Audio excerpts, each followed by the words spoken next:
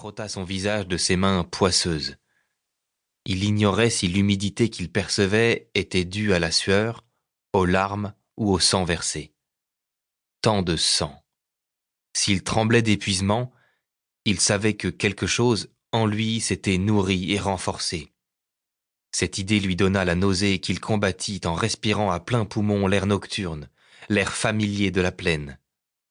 Il parvint à trouver son rythme, avançant d'un pas sûr dans l'obscurité à peine nuancée par les étoiles. Il connaissait la plaine par cœur, il n'eut pas de mal à s'y orienter. Et de toute façon, il sentait sa destination de très loin.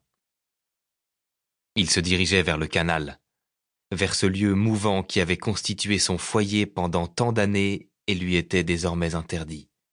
Et pourtant sa marche le poussait dans cette direction, vers ses seuls amis, vers ceux qui comprenaient ses affres.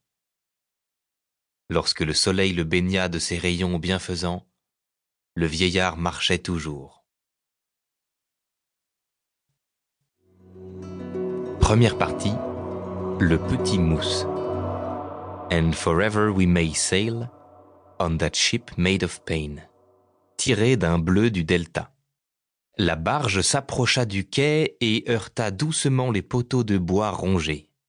Auguste sauta à terre. Il montra du doigt à mi-portion la tour toute neuve qui se dressait à côté du temple. « Tu as vu? L'héliographe arrive ici aussi maintenant. Ça se répand, mon vieux, ça se répand. Ça va trop vite, je te le dis. Les gens ne prennent plus le temps de digérer les nouvelles. Mais toi, tu prends toujours le temps de radoter, Auguste. Certaines choses ne changent pas et nous laissent cet arrière-goût d'éternité. » Avec un grognement, le vieux clown arrima le filin, immobilisant le bateau. Il détacha les chevaux de halage qui commencèrent placidement à brouter sur le pré commun. De l'une des maisons qui bordaient le canal sortit un vieillard portant un uniforme mité et poussiéreux auquel manquaient plusieurs boutons de cuivre. Les autres étaient rongés par le vert de gris. L'homme rajusta sa casquette officielle pour se donner une contenance. « Longtemps qu'on n'a pas vu un bateau carnaval par ici, les gars. »« Il y en a plus beaucoup, à ce qu'il paraît, » répondit Auguste avec un sourire entendu. « Mais il faut bien que certains maintiennent la tradition vivante, » renchérit mi-portion en sautant à terre. « Sinon que nous restera-t-il, je vous le demande ?» Le vieillard avisa le nain. « Je t'ai déjà vu, toi. »« Si fait, monsieur l'éclusier. Et vous avez dû rencontrer Auguste aussi, d'ailleurs. Mais sans son maquillage, il est plus difficile à reconnaître, j'imagine, alors que moi... » « Bah, les nains sont comme les clowns. Quand on en a vu un... » Mi-portion haussa les épaules. « Le capitaine viendra repérer avec vous l'endroit où nous installer. En attendant, je vais dépenser quelques picailles à la taverne. Tu viens, Auguste ?» Ils remontèrent la grande rue de terre battue jusqu'à leur destination.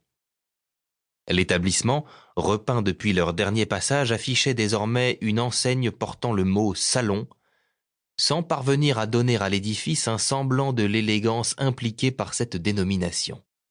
Il s'agissait d'une taverne comme Auguste et mi-portion en avaient fréquenté des centaines dans tout le mi-temps. Chaque halte sur le bord des canaux possédait la sienne. Et comme aurait pu dire l'éclusier, quand on en a vu une... Ils s'installèrent au comptoir.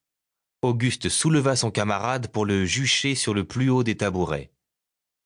Ils commandèrent 2 pommées qu'ils burent en silence. Les bouseux du coin ne leur adressèrent pas la parole et cela leur convenait bien ainsi.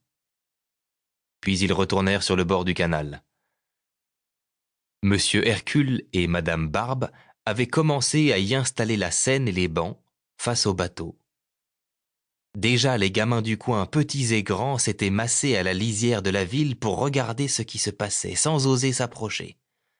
Cela viendrait à son heure lorsqu'on sortirait la fanfare.